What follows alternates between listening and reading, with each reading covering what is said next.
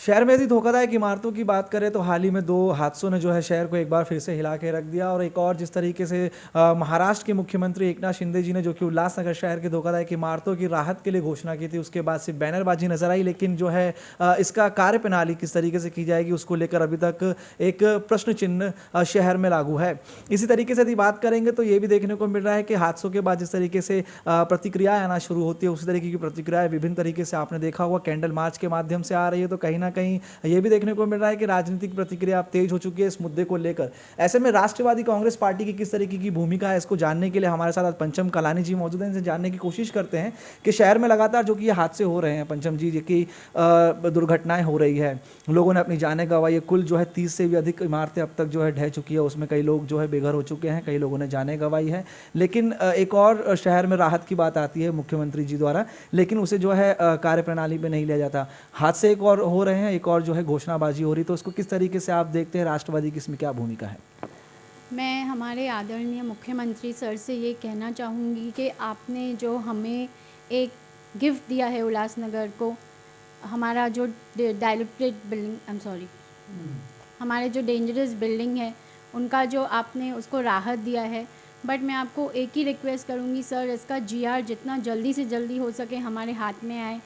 जैसे बैनरबाजियों की बात कर रहे हैं तो हम लोग सिर्फ बोलने पे विश्वास नहीं करते हैं, जब तक हमारे हाथ में पेपर्स नहीं आते हैं उसके बाद ही हम कुछ रिएक्ट करते हैं। तो राष्ट्रवादी कांग्रेस पार्टी वेट कर रही है कि आप प्लीज़ जल्द से जल्द जीआर दीजिए, क्योंकि जैसे हमारे लिए ये बहुत अच्छी बात है कि हमारे थाने ज़िला के पहली बार मुख्यमंत्री बने हैं और हमारे जो एमपी हैं वो भी श्रीकांत शिंदे सर हैं।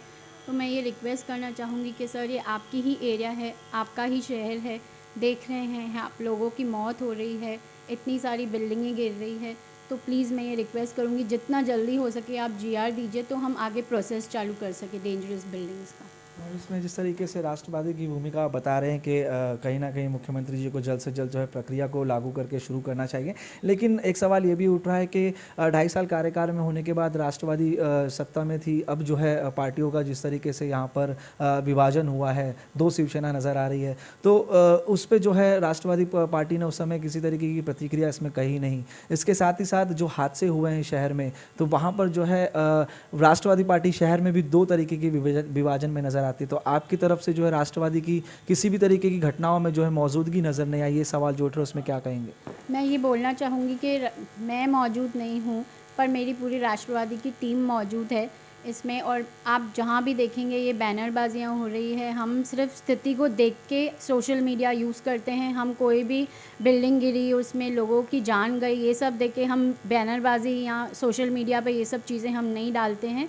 और मैं आपको ये भी बोलना चाहूँगी कि जब भी ऐसी कोई चीज़ होती है तो हमें बहुत दुख होता है, और मैं सिर्फ यही सोचती हूँ कि जितनी भी पार्टीज़ है हमारे शहर की बैनरबाजियाँ और सोशल बाजी नहीं करके हम एक साथ मिलके सिर्फ जीआर पे काम करें, क्योंकि हम सब एक साथ मिलके अगर ज़ोर लगाएंगे तो मुझे 100% श्योर है कि जीआर हमारे हाथ में जल्द से जल्द मिलेगा।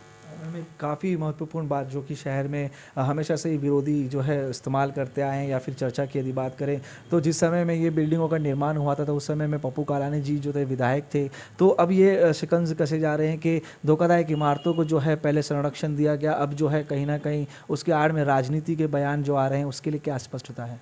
देखिए मैं ये बोलना चाहूँगी कि अगर मेरे ख्याल से आप और मैं बच्चे होंगे, बट मुझे भी पता है, जबकि मैंने ये पूछा नहीं, बट मुझे ये पता है कि जब भी ये बिल्डिंग्स बनी थी 92 से लेके मेरे father in law Shri Pappu Kalani jail में थे, और जब भी ये 95-96 में बिल्डिंग्स गिरी थी तो हमारे जो करंट एमएलए सर हैं वो हमारे डेप्यूटी मेयर थे।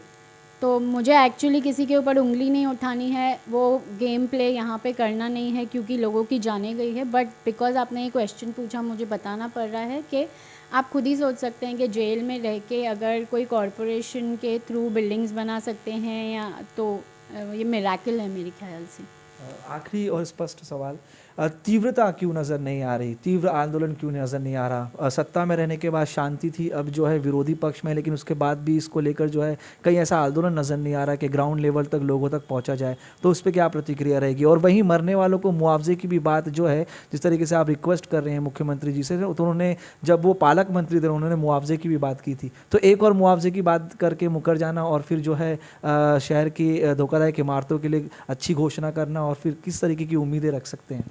देखिए, मुआवज़े की बात तो मैं अभी भी उनसे रिक्वेस्ट ही करूँगी, क्योंकि उन्होंने प्रोमिसेस किए हैं। मुझे पता है कि सर जो भी प्रॉमिस करते हैं वो अपनी प्रोमिसेस पूरी ज़रूर करते हैं। तो मुआवज़ा तो देना ही है सर को। और जहाँ तक आंदोलन की बात है, तो सर जीआर अगर जल्दी नहीं आता है तो हमें सड़कों पर उतरना पड़ेगा। हमारे पास कोई ऑप्शन नहीं रहेगा, तो हम पूरी तरह से आंदोलन करेंगे। किसी तरीके का पत्र व्यवहार सीएम साहब के साथ हुआ, प्रशासन के साथ किस तरीके का पत्र व्यवहार? बिल्कुल, मैंने ट्रांज़िट कैंप के लिए भी उन्हें बहुत सारा रिक्वेस्ट किया है। उनको मैंने ये बोला है कि हमें 20 सीआर का फ़ंड जल्द से जल्द दिया जाए, क्योंकि जो मानस टावर गिरी है वो ऑलरेडी डेंजरस बिल्डिंग थी। कॉरपोरेशन ने काफ़ी सारे नोटिसेस भेजे थे, बट वहाँ पे फिर भी 5 फैमिलियाँ रह रही थी, क्योंकि वो लोग अफोर्डिंग नहीं थी। तो यहाँ पे इतनी सारी बिल्डिंग्स है जो ऑलरेडी डेंजरस है, जिनको बहुत सारे नोटिसेस मिल चुके हैं, बट स्टिल वहाँ पे लोग रह रहे हैं, क्योंकि वो लोग अफोर्डिंग नहीं है। मे बी वो रेंट नहीं अफोर्ड कर सकते हैं, या अपना कोई नया फ्लैट, हाँ, जिन जिन ने अपना अलग फ्लैट लिया है वो शिफ्ट हो गए हैं, लेकिन काफ़ी सारे ऐसे लोग हैं जो अफोर्ड नहीं कर सकते हैं। तो हमारे शहर में ट्रांजिट कैंप की बहुत ज़्यादा ज़रूरत है। अगर जीआर के फॉर्मेलिटीज़ में थोड़ा टाइम लग रहा है, तो प्लीज़ हमें ट्रांजिट कैंप के लिए 20 CR as soon as possible दिया जाए, सो दैट हम लोग हमारे शहर में जो भी लोग डेंजरस बिल्डिंग में रह रहे हैं, हम लोग उनको एटलीस्ट शिफ्ट कर सकें। हमसे बातचीत करने के लिए बहुत बहुत धन्यवाद। आखिरी की जो आपने चीज़ें कही वो काफ़ी महत्वपूर्ण है, क्योंकि जिस तरीके से आबादी है शहर की और जो धोखादायक इमारतों की संख्या भी बढ़ गई है, ट्रांसिट करना काफ़ी महत्वपूर्ण विषय होगा, क्योंकि फैसला तो आ जाएगा लेकिन उसे बनाया किस तरीके जाएगा, क्योंकि उसकी प्रक्रिया में भी काफ़ी दिक्कतें प्रशासन को, शहर के नेताओं को झेलनी होगी। बहरहाल पंचम कलानी जी ने जो है स्पष्टता कही है कि ये मुख्यमंत्री पर विश्वास रखते हैं कि जल्द से जल्द जो है निर्णय वो लाएंगे। जीआर जो है शहर के लिए आएगा तो जो है आगे कार्यप्रणाली धोखाधड़ी की इमारतों के लिए शुरू की जाएगी। वहीं पे महत्वपूर्ण बात ये कही उन्होंने कि यदि ये सब नहीं होता है तो राष्ट्रवादी पार्टी जो है रास्ते पर नजर आएगी।